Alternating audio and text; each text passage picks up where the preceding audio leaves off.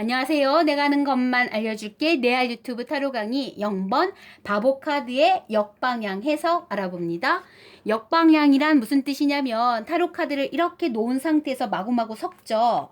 그런 후에 질문을 하고 타로 카드를 뽑은 후에 내담자에게 카드를 넘겨주세요 라고 말한단 말이에요. 그럼 보통 내담자들이 이렇게 넘기기도 해요. 그러면 역방향이 나왔죠? 그럼 역방향의 해석으로 해드려야 돼요. 그래서 카드당 정방향과 역방향의 해석이 따로 있다라는 거 기억해 두세요. 바보 카드의 역방향은 정방향의 기본 베이스하고 일단은 좀 비슷합니다. 낭떠러지를 유의해라.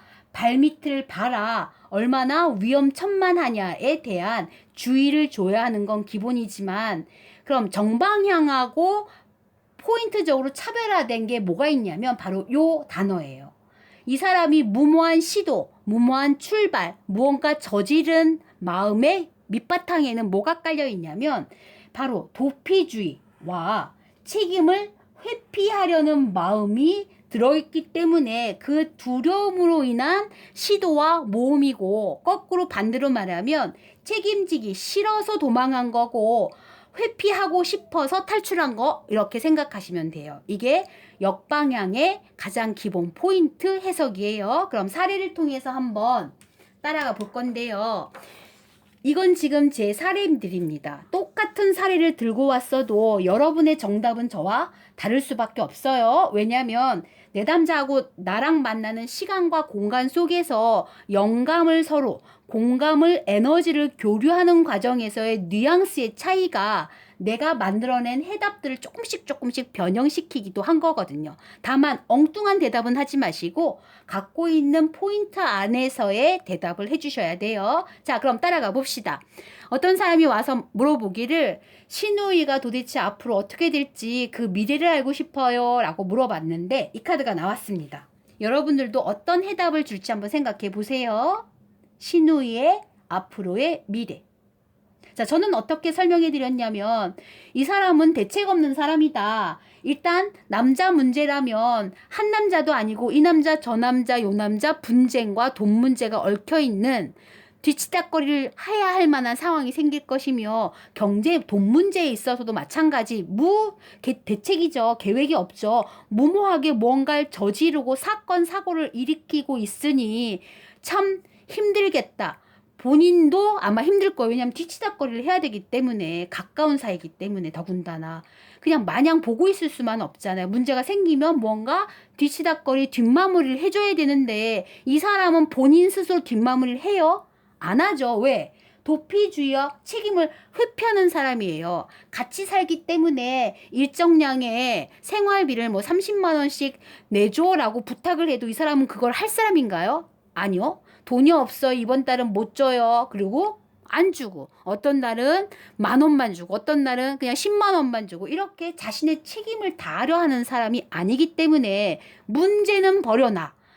사건을 저지르지만 그거를 수습하려는 사람이 아니기 때문에 당신이 참 힘들겠군요 라고 얘기해줬고 그리고 그 마음을 공감해주면서 어떻게 하면 좋을지에 대한 좋은 카드도 다시 뽑아줬던 사례가 있었습니다.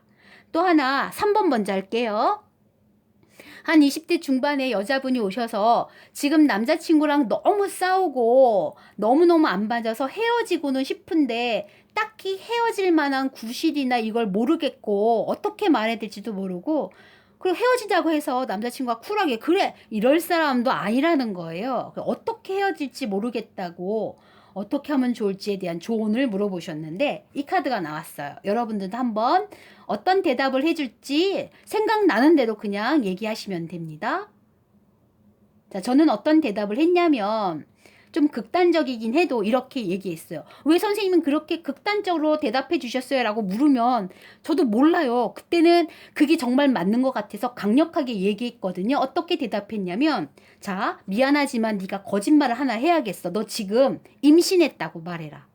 그리고 이 아이의 아빠가 돼서 책임을 져줘.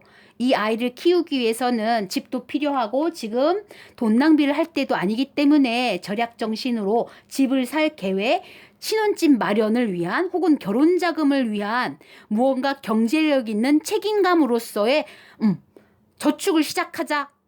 계획을 세우자. 이렇게 말해라. 왜 그렇게 제가 말했을까요? 이 남자친구의 에너지가 제가 느끼길 때는 그냥 한낱 욕정으로 인한 그냥 연애일 뿐이에요. 단순 즐기기 위한 연애지 뭔가 책임지고자 하는 연애는 아니었던 거예요. 따라서 본인에게 아이가 생겼으니 책임을 져줘. 그리고 계획을 세워줘. 라고 말하는 순간 얘는 잠수탈 애라고 제가 꼭 집어서 얘기했습니다.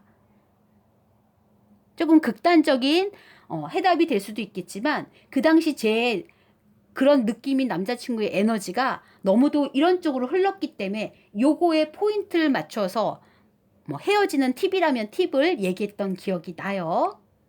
자, 그 다음 여기 네 번째 먼저 가보죠. 보통 아내분들이 오면 아이고 남편이랑 정말 하나부터 열까지 안 맞습니다. 도대체 나랑 남편은 무슨 사이였어요?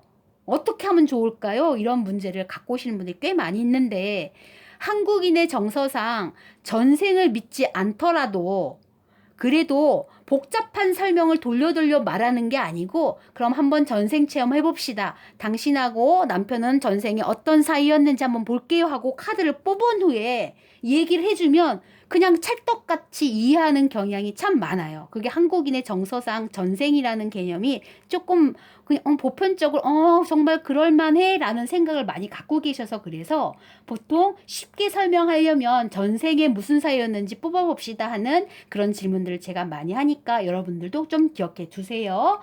혹은 모녀지간 사이. 우리 아들하고 정말 안 맞는데 도대체 나와 아들은 전생에 무슨 사이였어요? 이렇게 물어본다면 그런 것도 대한 해답도 될 수 있어요. 그러니까 여러 관계에 있어서 친구 관계도 마찬가지고 사람과 사람 사이의 관계에 있어서 무언가 해답이 필요할 때 돌려 조언이 아니고 전생 체험하면 금방 이해를 하시니까 기억해 두십시오. 결론, 이런 사이였대요. 스토리를 한번 만들어 보세요. 전생은 스토리이기 때문에 어떤 이야기를 만들어내는 스토리 구상꾼으로서의 마스터도 필요합니다. 자, 어떤 스토리가 만들어지나요? 네, 각자 다른 의견이 있겠지만 저는 이렇게 얘기했습니다. 지금 누가 왔어요? 아내분이 오셨잖아요. 따라서 아내분은 착한 역할을 맡아야 되고 남편은 나쁜 역할을 맡아야겠죠. 자, 그래서 어떻게 설명했냐면 당신은 남편하고 지금 굉장한 위험한 관계에 있어서 남편이 가출하듯이 보따리 들고 튄 거예요. 그런 사이입니다. 라고 말했어요. 즉, 한 명이 책임질 요량이 없어서 한 명을 내버려 둔 채 도망을 친 보따리 하나 들고 야밤도주했죠. 책임을 회피하기 위해서. 그렇게 전생에 헤어졌어요. 라고 얘기했더니 이해가 간다. 라고 하시더라고요. 자꾸 집에 안 들어오는 이유도 설명이 되면서 이 사람이 밖으로 뛰쳐나가는 근본적인 마음에는 그런 가출의 심리가 책임 회피의 심리가 자유로운 영혼의 심리가 있었구나를 이해하면서 다시 어떻게 하면 이 남편이 잘 집으로 돌아오게 될지 혹은 나하고 관계가 어떻게 하면 좋아질지에 대한 좋은 카드도 뽑아드렸어요. 자, 그러면 이 두 번째 질문 한번 따라가 봅시다. 새댁이 왔어요. 초롱초롱한 눈망울로 젊은 새댁이었는데 아주 희망 어린 목소리로 질문을 하셨어요. 지금 분가를 할 예정이에요. 새 집에서 제가 잘 지낼 수 있을까요? 이렇게 물어봤는데 이 카드가 나왔어요. 자, 기본적으로 그 사람이 명랑하면서 눈빛도 밝고 전반적으로 굉장히 분위기가 좋아서 정말 희망찬 미래가 있겠구나라고 생각하고 뽑은 카드가 이건데 어쩌면 좋을까요? 자, 어떤 해답을 여러분들은 주시겠습니까? 자, 저는 일단 오히려 거꾸로 질문을 했어요. 가끔 반대 질문을 타로 마스터가 내담자에게 할 수도 있어요. 죄송한데 본인이 지금 희망에 찬 목소리로 분가를 하면 얼마나 잘 지낼 수 있을까요? 라고 물어보셨지만 제가 본 카드에는 왜 책임을 회피하고 도망치듯 떠나는 느낌이 들지요? 무언가에 회피하듯이 떠나는 것처럼 보여서 시댁 식구들하고의 사이에 문제가 보여요. 본인 마음속에는 도망치고 싶은 마음이 너무 크게 자리해서 희망이라는 단어로 제가 대신 설명을 해드릴 수가 없습니다. 무슨 일이 있으셨어요? 라고 되물어봤어요. 그때 내가 느낀 에너지는 맑고 또렷또렷한 새댁의 맑고 명랑한 그런 에너지가 아니고 타로 카드를 넘겼을 때 에너지가 굉장히 안 좋았거든요. 그래서 딱 떠오른 거는 도피예요, 도피. 그래서 그 키워드를 갖고서 되물었던 건데 이분이 이제 울기 시작하면서 그동안에 겪었던 시댁의 서름, 그쵸? 아무리 시댁 식구들이 잘해줘도 시댁은 시댁이니까 그때 있었던 괴로움들을 떠내놓으면서 많이 우셨거든요. 그래서 조언을 해드리고 마치긴 했지만 타로 카드가 유독 정답에 가까운 해답도 주지만 내담자의 기분을 가장 많이 표출하기도 해요. 특히 첫 질문에서 그래요. 첫 질문에 나온 카드들이 굉장한 영적 능력을 많이 발휘하는데 이 내담자가 갖고 있고 내담자가 바라고 내담자가 정말로 마음속에 깊이 내재되어 있던 숨은 상처라든가 숨은 아픔이라든가 말하지 못한 질문거리들을 얘네들이 얘기하고 있는 바가 많아요. 그게 무슨 뜻이냐면 극단적인 예로 건강이 어때요? 라고 물어봐도 그 카드가 불륜 카드면 지금 건강 문제가 아닌데 지금 불륜인데 이렇게 얘기할 필요성이 첫 질문에선 가끔은 나온단 말이에요. 자, 이건 불륜 카드 아니고 다른 문제였어요. 이 카드가 갖고 있는 기본 개념 중에 요 문제가 있습니다. 그 질문을 거꾸로 되물을 수도 있는 거예요.